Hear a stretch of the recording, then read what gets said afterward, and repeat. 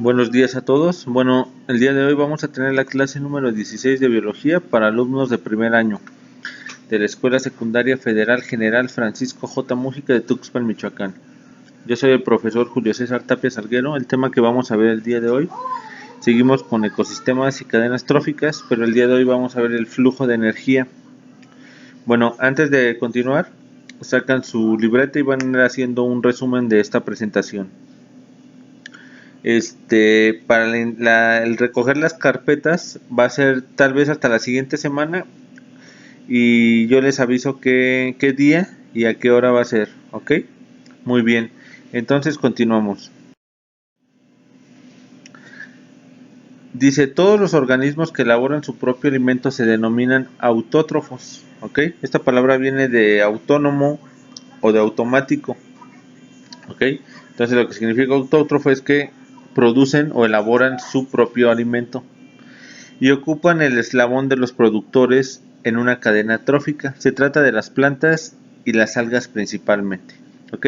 Bueno, dentro de una cadena alimenticia, los autótrofos, como las plantas y las algas, entonces son los productores. ¿Ok? Los productores primarios. Dice, también en esta categoría están aquellos microorganismos, como es el caso de algunas bacterias, que aprovechan la energía de ciertas reacciones químicas en el mismo fin. ¿Okay? Entonces las bacterias, hay algunas bacterias que también hacen la quimiosintesis, ¿okay? Se alimentan o elaboran su alimento con luz, pero es un proceso diferente al de la fotosíntesis. Dice, los productores utilizan la fotosíntesis para formar glucosa, ¿ok? La glucosa es la energía, que es la forma que guardan la energía que captan el sol. Entonces la glucosa es el producto, ¿ok? El proceso de la fotosíntesis, la finalidad de es producir la glucosa, el cual es el alimento de todos, o el que nos provee de energía a todos los seres vivos.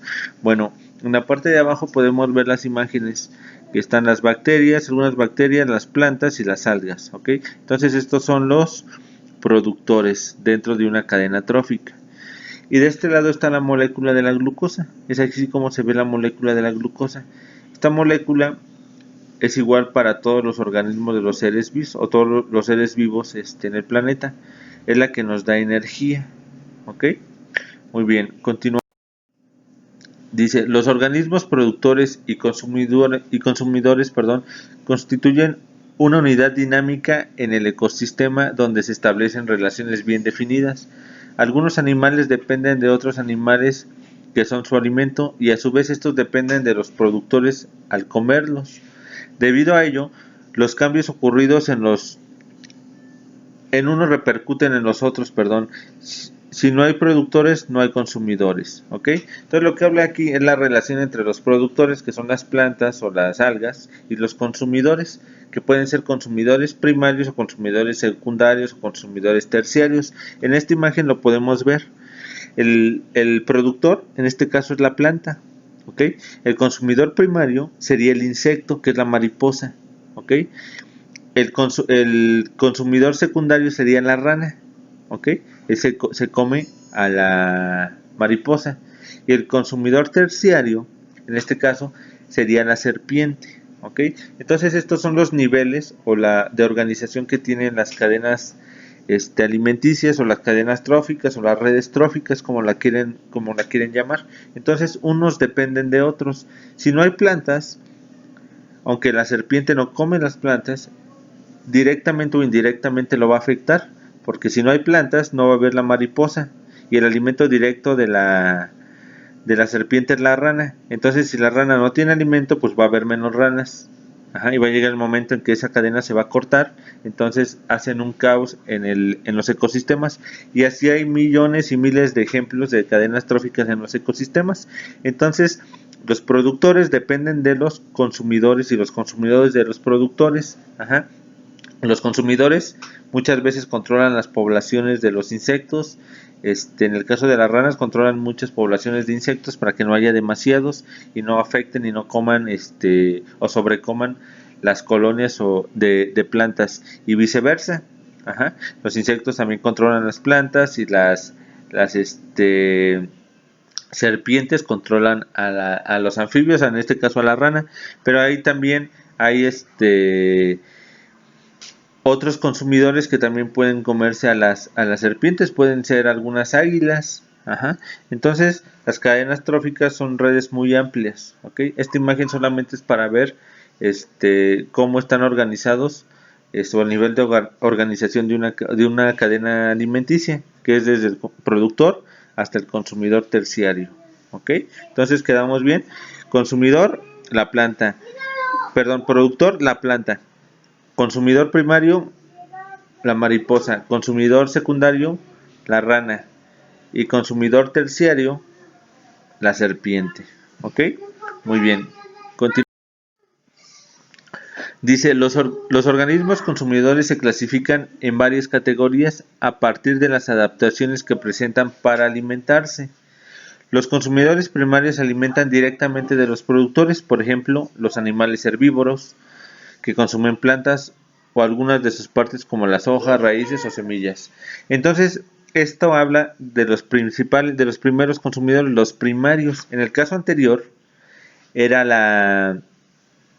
la mariposa que comía directamente de la planta. Ajá. En este caso hay otros mamíferos que son consumidores primarios. Ajá. No quiere ser consumidor primario, no va relacionado con el tamaño. Ajá. Va relacionado con sus adaptaciones para alimentarse. En este caso, en estas imágenes, todos son herbívoros. Ajá.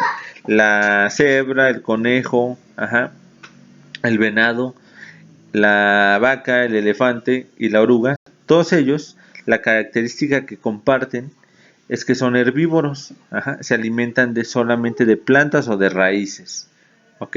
Entonces en las redes alimenticias o las cadenas alimenticias aparecerían como segundos, los que se consumen o comen a los productores, que son las plantas o las raíces. ¿Ok? Aquellos animales que para su alimentación utilizan a los herbívoros se denominan consumidores secundarios o carnívoros. En los ecosistemas se presentan también los consumidores terciarios, que se alimentan de los consumidores secundarios, por lo que también son carnívoros. ¿Ok? Bueno, es lo que decíamos en la presentación pasada, en las diapositivas pasadas, donde está la línea, donde está la planta, la mariposa, la rana y la serpiente. Ajá. En este caso, habla a partir de los consumidores secundarios. Ajá. En este caso, en la otra imagen, el consumidor secundario era la rana. Ajá. En este ejemplo, el consumidor secundario es el zorro. Ajá. Se está comiendo a un mamífero. Ajá. Es como un ratón, una rata, un castor. No se ve muy bien en la imagen que sea, pero lo cazó y lo va a alimentar. Se está alimentando de un consumidor primario, ajá, que es roedor que mató. Ajá, ese roedor comía plantas. Entonces era un consumidor primario.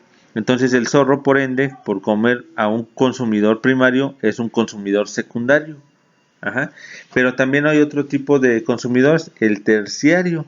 Ajá. El que se come a los animales que se comen a otros animales. Ajá. En este caso es un águila. El ejemplo que está ahí es un águila real que está cazando un zorro. Entonces el águila en este caso está en la cumbre. Ajá. Al águila no tiene un depredador. Entonces es un consumidor terciario. Hay muchos ejemplos de esto. Los grandes felinos de África, son muchos felinos que comen a otros felinos. Ajá. No es como que los cacen, pero en algunas ocasiones sí los han hecho. Ajá. En los leones, por ejemplo, es un consumidor terciario. ¿Por qué? Porque no tiene un depredador. Ajá. Un tigre es un consumidor terciario porque no tiene depredadores. Casi todos los consumidores secundarios sí tienen depredadores, aunque sean carnívoros. Ajá. Entonces, eso es a lo que se refiere esta presentación o este ejemplo que estamos viendo en esta organización de consumidores secundarios y terciarios. Bueno, continuamos. Uno dice, otros consumidores más son los omnívoros, que son capaces de alimentarse de productores y de otros consumidores. En estos encontramos a los humanos y a los osos. Bueno, para ver la definición de un omnívoro donde estamos nosotros, quiere decir es la capacidad de poderse alimentar de productores y de consumidores, o sea, de plantas y algunas gramíneas, como pueden ser todos los cereales que existen, el arroz, el maíz, el frijol, etcétera, y de consumidores, como son las carnes de, pueden ser las aves, los peces, las carnes de res, etcétera, etcétera. Ajá. Es decir, un omnívoro. Aquí dice que los osos y los humanos, ajá, como este ejemplo que quise poner aquí. Bueno, vemos la primera imagen. Es un oso, tal vez el oso más, uno de los más populares que existen en el mundo, el oso pardo. ¿Ok? Bueno, el oso pardo, para ver el ejemplo de cómo es su alimentación, durante toda o una gran época del año, el oso pardo es estrictamente vegetariano o herbívoro, come puras plantas, ajá.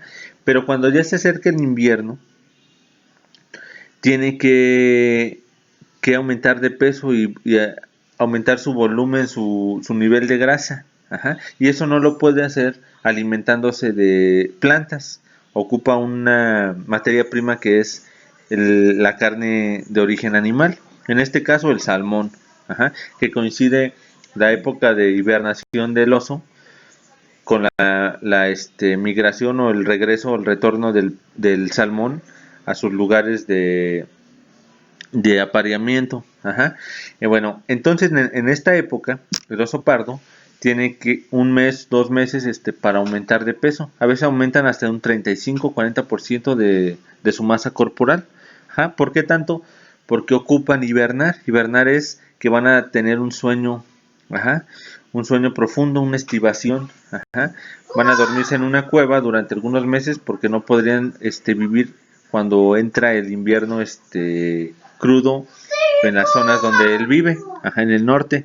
Entonces, el oso aumenta su masa corporal alimentándose, ahora sí, de carne, del pez. Ajá. Se le llama el oso pardo porque atrás de su cabeza, es como una joroba, ahí tienen una bolsa, ajá, como un tipo de un saco.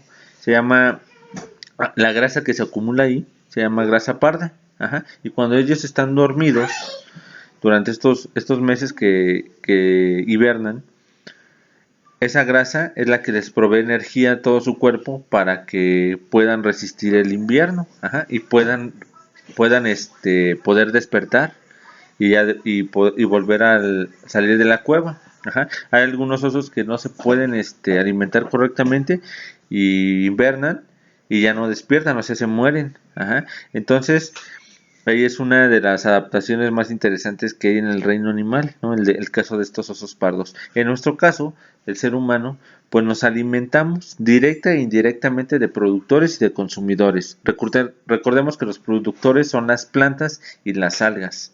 ¿Ok? Pues cuando nosotros comemos vegetales, pues estamos comiendo productores. Y cuando comemos carnes de aves, de res, etcétera, de toda de pescado, etcétera, de todos lo que mariscos, lo que se les ocurra de carne de origen animal, pues estamos comiendo consumidores, ya sean primarios o secundarios. Ajá. Pero ¿a qué se refiere el flujo de energía? El flujo de energía se refiere cómo pasa la energía desde un productor de una planta hasta un consumidor terciario. Ajá. En el caso que vimos, el del águila, podríamos decir, pues no tiene nada que ver la energía de la planta con el del águila, porque el águila no come plantas. Es una águila rapaz que es estrictamente carnívora. Pues sí, eso es verdad, pero la energía de la planta sí pasa al águila. ¿Cómo? Pues porque el águila se alimenta de la rana. Ajá. Y la rana a su vez se alimenta de la mariposa y la mariposa de la planta. Entonces la energía que pasa de la planta cuando se la come el insecto pasa al insecto. Luego del insecto pasa a la rana cuando esta rana se come al insecto.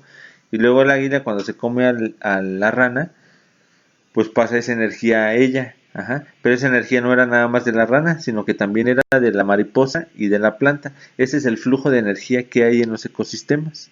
Ajá. También nosotros cuando nos alimentamos de un pollo, por ejemplo, también estamos obteniendo energía del alimento que ese pollo obtuvo para poder crecer y subir de peso para estar en nuestra mesa servido. A eso es lo que se refiere un flujo de energía. ¿Ok? Muy bien, continuamos.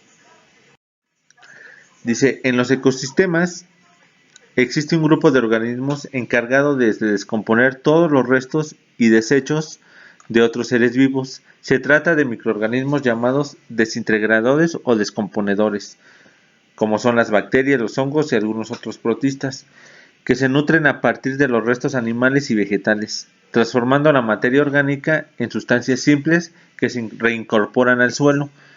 Este grupo de seres vivos, al degradar su alimento, liberan los minerales que forman parte de los restos animales y vegetales de los que se nutren. Una parte de los minerales es devuelta al medio, después serán reutilizados por los productores durante la elaboración de sus nutrientes. Ok, bueno, este último ejemplo habla acerca de los descomponedores, o desintegradores. ¿Qué es lo que pasa con estos? Es que ellos, cuando un animal muere, cuando un árbol muere, cuando ocurre una caza de un águila con de una rana, o se comió una serpiente, etcétera, quedan restos, piel, sangre, vísceras, lo que sea, queda ahí en la tierra, o un árbol cuando muere y se está pudriendo, o las hojas se pudren cuando caen, o las frutas en las selvas caen y se empiezan a pudrir. Si no existieran los descomponedores o desintegradores, como pueden ser los insectos, como son los hongos, como son las bacterias, sería un basurero. El mundo sería un basurero, estaría todo pudriéndose por todos los lugares. Entonces ellos son como una barradora, que va ayudando, consumen este alimento o lo incorporan a ellos mismos y ayudan a poderlo utilizar. Las lombrices, por ejemplo, las lombrices ayudan dentro de las tierras o de las macetas o en los cultivos. Cuando nosotros echamos el abono orgánico, ellos ayudan a una mayor integración de estos nutrientes a las plantas. Les dan lo suficiente para que la planta pueda subsistir y se pueda desarrollar. Sin estos desintegradores, les repito, serían, sin los insectos, por ejemplo, las selvas serían un basurero de cadáveres de animales, de mamíferos, de reptiles, de insectos, de plantas, de árboles, que no se podrían desintegrar. ¿Quién hace esa labor? Pues los hongos, los insectos y las bacterias. ¿Okay? Todos ellos hacen esa labor, de poder desintegrar esta materia. Cuando vemos nosotros que, por ejemplo, en nuestro refrigerador un jamón, lo dejamos ahí y de repente ya se ve muy lamoso y hay bueno, los trastes también luego se hacen así, como bolitas como de algodón, son hongos. Esos hongos no quiere decir que la carne se esté echando a perder o que ya no sirva, sino que es un indicador que están haciendo su labor los hongos y las bacterias en desintegrar esta materia orgánica que le queda poco de vida, y si no estuvieran ellos, pues se pudriría y estaría como una basura ahí. Pero si ese nutriente estuviera en la tierra, los hongos se encargan de desintegrarlo y le brindan, se comen una parte de estos nutrientes, pero otra parte la dejan para la tierra, o sea, como un abono, como para que sea un abono orgánico. Eso es a lo que se refieren con los desintegradores o descomponedores. Sin ellos, los ecosistemas no funcionarían adecuadamente. ¿Ok? Entonces es muy importante en el tema de ecología, pues poderlos conservar y darle la importancia a estos descomponedores, que en algunas veces no les damos la importancia que tienen. Los caracoles o las babosas, por ejemplo, que luego vemos, pues ellos son parte de los descomponedores o desintegradores. Ayudan a los ecosistemas a que estén sanos, es a lo que se refiere. ¿Ok? Muy bien. No va a haber tareas, solamente es hacer las anotaciones y el resumen en su libreta. Entonces nos vemos la siguiente clase. ¿Ok? Muy bien.